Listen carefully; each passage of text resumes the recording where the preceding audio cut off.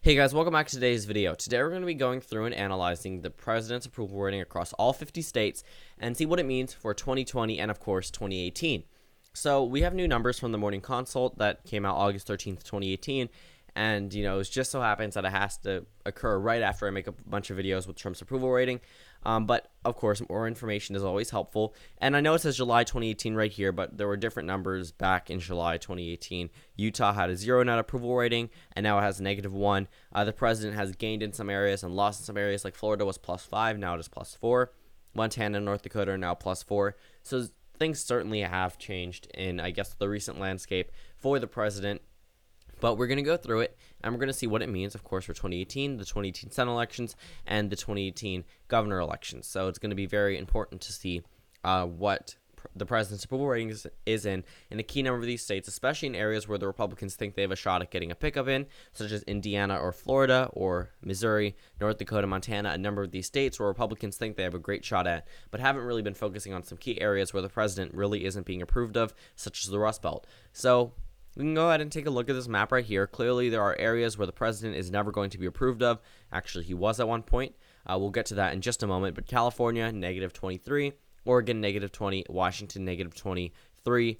New York, -19. New Jersey, -12. Delaware, -15. Maryland, -21. That's expected. Illinois, -21. Massachusetts, -27. Vermont, -24. So a number of these areas where Maine was -1. July 2018 is now -8, so that's not that good of an increase. That's not an increase at all. That's not good for the president whatsoever. However, in the key areas where Democrats typically win the Northeast, the West, of course, he's going to be disapproved of, but he also is very highly approved of in states like Alabama, +30, Mississippi, +24, Louisiana, +24, Arkansas, +14, +17, Tennessee, pretty much the South, the key areas, the Red Wall, Alaska, the areas where Republicans typically win in West Virginia or Wyoming, whereas that's his highest approval rating across any state, +31 in the state of Wyoming.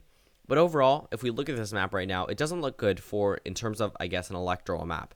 Let's go ahead and bring up the 2016 results, and we'll go ahead and take a look where the president is currently disapproved of. Well, Wisconsin is -15. That is not good at all. Keep in mind, this is a state he won by less than 1%. He won all three of these states by less than 1%. Wisconsin disapproves them by -15. We can go ahead and take a look before, all the way up. We'll go to January 2017. The green is where he is positively approved of. Maryland, California, Hawaii, Massachusetts, Rhode Island, and Vermont. Those were the only few states that disapproved the president at that point in time. New Jersey even approved of him. New York even approved. Virginia approved.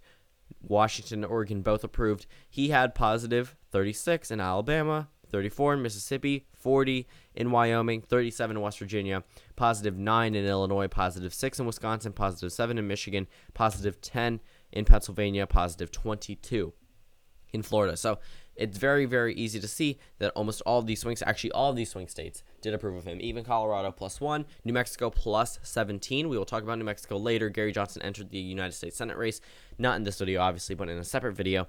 Arizona +19. So overall, we are seeing positive approval ratings for the president. And then he started to narrow down. But here's what I want to do before I go back to the current numbers. Take a look at the Rust Belt, including Iowa and Ohio. Take a look at the Sun Belt from where it was before. So down here in the beginning, positive approval rating here. Just keep your eye on that area because the rest of the country does change. States like Florida, North Carolina, Georgia, they change sometimes. But they have all been general and consistent with approving the president. But Donald Trump has consistently lost his base in the Rust Belt and the Sun Belt. And you can watch the map go from greener to redder. So, see, this is where it starts to begin. May 2017.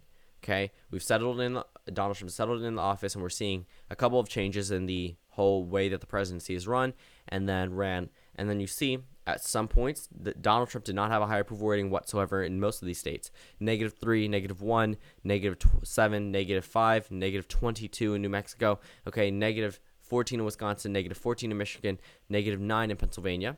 However, sometimes Trump does gain voters back, especially in some other areas. Like I said, focus only on the Rust Belt and the Sun Belt because a lot of the part of this area changes, such as Texas or Georgia. It's not really that important to what we're focusing on right now. You see what's been consistent is the Rust Belt. And now where we stand today, -15 in Wisconsin, -11 in Michigan, and -7 in Pennsylvania. So Why would that matter? Well, we go ahead and take a look at the 2016 presidential election results. You flip those 3 states alone, Hillary Clinton would have won the presidency. But that's not it. Iowa, -6. Ohio, -1. Okay, Virginia, -6. That's a state Clinton won. So let's say Ohio and Iowa go to Hillary Clinton. Well, she would have won with 302 electoral votes to 236. And if this was purely based off approval rating, Utah would also flip. But obviously, that probably wasn't likely in 2016 and isn't likely for any future elections. But keep that in mind. So just obviously, Utah's probably not going blue.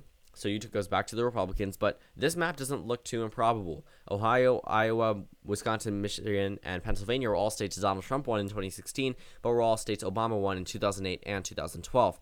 So the map doesn't look too impossible for Democrats. If they are able to win back voters that Donald Trump has been pushing away or haven't been as close to Donald Trump as before, it doesn't look good for the president. But in some other key swing states, such as Florida, +4, Georgia, +4, North Carolina, 0 net approval, but that's still a Republican state. In some key areas where the president needs to be approved of, he's also being approved of there. Florida's probably not flipping, North Carolina's probably not flipping, and Georgia's probably not flipping based off these numbers. Even though Ohio and Iowa all went for Trump more than North Carolina, Georgia, and Florida, it still doesn't matter. Those states right now can flip very easily for either political side. Remember 2004 to 2008 when it was called around 9 to 10 p.m. in Ohio, when it really, in other elections, would have been called at like 12 a.m. Ohio went to Obama by a considerable amount. And then, 2016 happened, and then Trump won it around the same time period. And then we look at Florida, North Carolina, and Georgia.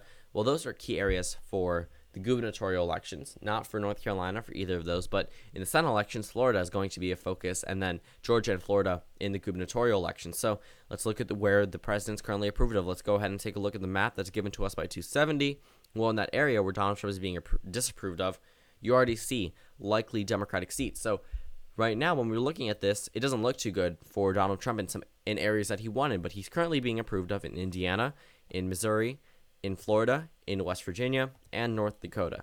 Okay, even if the Democrats pick up Nevada and Arizona, they could even pick up Tennessee or Texas. They still wouldn't have the majority. Florida could go. Okay, even Missouri could go to the Democrats, and they still would not have this majority. But obviously, Texas is still a Republican state. Missouri would still go to Donald Trump based off the approval rating. So if we were just doing this purely off approval ratings, Donald Trump would help the GOP, giving them 54 seats compared to 51 seats before. So when we look in the areas where Trump is being disapproved of, it's not going to really make that much of an impact on the 2018 elections, considering that there are already popular Democratic incumbents in those areas. But what it will make an impact on are the gubernatorial elections. Down in the South, Donald Trump is doing phenomenal. Okay, that's something we can really cover. We don't need to talk 10 minutes about Alabama. We don't need to talk up here, even though Montana and North Dakota are +4. That could always be polling discrepancies. And also, those states are still Republican states. Around the Sun Belt, this is an area that is typically Democratic and turning a little bit more to the Democrats, so that is expected to be negative for the president, but we pretty much covered the entire United States. Now it comes down to the elections that are currently ahead of us. We don't need to focus on, let's say, 2020. Focus on 2018. Let's reset this map right here and see where the president currently could not benefit the Republican Party at all. Let's say Wisconsin goes to the Democrats, Michigan, Ohio, Iowa, where he's currently being disapproved of. Okay, Connecticut, even Massachusetts, Vermont, New Hampshire, Maryland would all go to the Democrats in this type of scenario. However, we're still going to keep these states Republican because we already know these states are going to the GOP. But let's say Michigan. Sorry, that's not Michigan. Whoa, Maine. Let's say Maine goes to the Democrats. Or Nevada. That puts the Democrats at 24 seats. They're at 16 seats leading into 2018. So even if Florida does go to the GOP, and even if Maryland, Alaska goes to the GOP, even if Maryland, Massachusetts, Vermont, and New Hampshire remain with Republican identities in terms of the governor elections, the Democrats still get very close to taking back that majority in the NGA. Okay, they went from 16 to 24 just based off Trump's approval rating alone. But right now, it looks like Iowa's still going to go red, but for any of those other states, they actually are showing very blue tendencies. Ohio shows the Democrat ahead by 1.7 on the average, Wisconsin ahead by 5.5 in average, Michigan +7, Pennsylvania +16, Minnesota +11, Illinois around, I believe it's a single-digit margin. I don't know the exact numbers on me right now. However, still looking good for Democrats in a number of these states. So when it comes down to the Senate elections, the Republicans would say, who cares? They're not focusing on Ohio. They're not focusing on Michigan. They're not focusing on Wisconsin. These are 3 states where the Democratic candidates, and Pennsylvania. Those are the 4 states where the Democratic candidates are expected to win, and some by over 15%, including a state like Ohio. But then in the gubernatorial elections, we have a Republican incumbent in Wisconsin, in Michigan, in Ohio. We have a Democrat in Pennsylvania. Okay, but we also have a GOP incumbent in Illinois, and then a Democratic one in Minnesota, and also Iowa has a GOP incumbent. So clearly, if Donald Trump is being disapproved of in 5 states, which have 5 Republican incumbents, it looks like the Democrats could excite voters to win in Illinois, which is already likely